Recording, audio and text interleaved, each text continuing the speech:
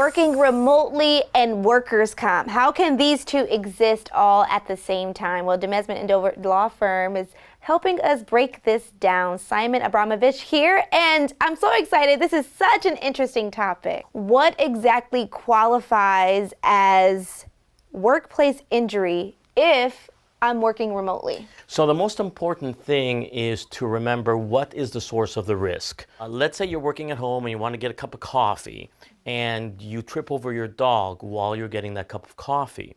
In that situation, the risk itself is not associated with any heightened risk working in your particular profession, right? In other words, the dog would still be there whether you were working remotely from home or whether you were playing bridge with your guests and you wanted to get a cup of coffee. You still would have tripped over the dog. Contrary to, let's say, another example, a converse example, would be you get up and you want to get that same cup of coffee, but you trip over the wires that are connected to your computer. Let's say the person who had installed your computer from the employer had installed it with the wires going every which way, right? And you tripped over those wires. The fact that you tripped over those wires was an increased risk caused by your particular work because that particular computer was installed by somebody from your employer and you tripped over those wires and therefore you suffered some injuries.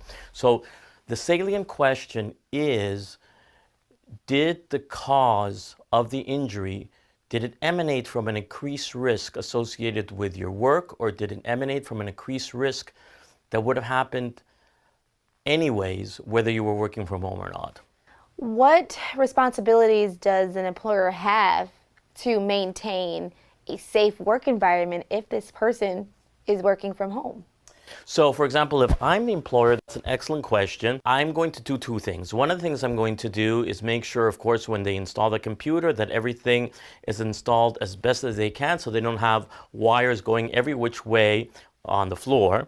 And number two is I would also try to use my best efforts as an employer to make sure that the environment is as ergonomically friendly as possible.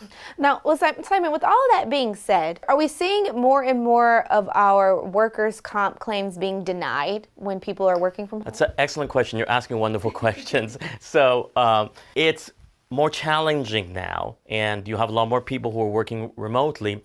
So to answer your question as best as I can, yes, there is an increased probability that your case may be denied while working remotely as opposed to working from a traditional office environment. Well, how could we protect ourselves if we are remote employees and we're making a claim? What are the ways or steps that we can do that? So what I would do is I would try to create a situation where my office, my remote office, is as completely separated as possible from the rest of my home, right? And try during working hours not to be going this way and that outside of the remote office. So during the working hours, I would try to have everything handy with me within the actual remote office. It's such an innovative topic at the moment. So many people are working from home, working remotely, but things do happen. So where can we get more information? Well, I encourage them to call me, Simon Abramovich. I'm the Senior Workers' Compensation Attorney at Demesman and Dover, and I will be more than happy to answer any other questions in this fascinating area. Just call us at Demesman and Dover at 866-954-MORE. Awesome, awesome. Simon, you're the best. Thank you so much. Thank you. It's certainly been a pleasure. Thank you.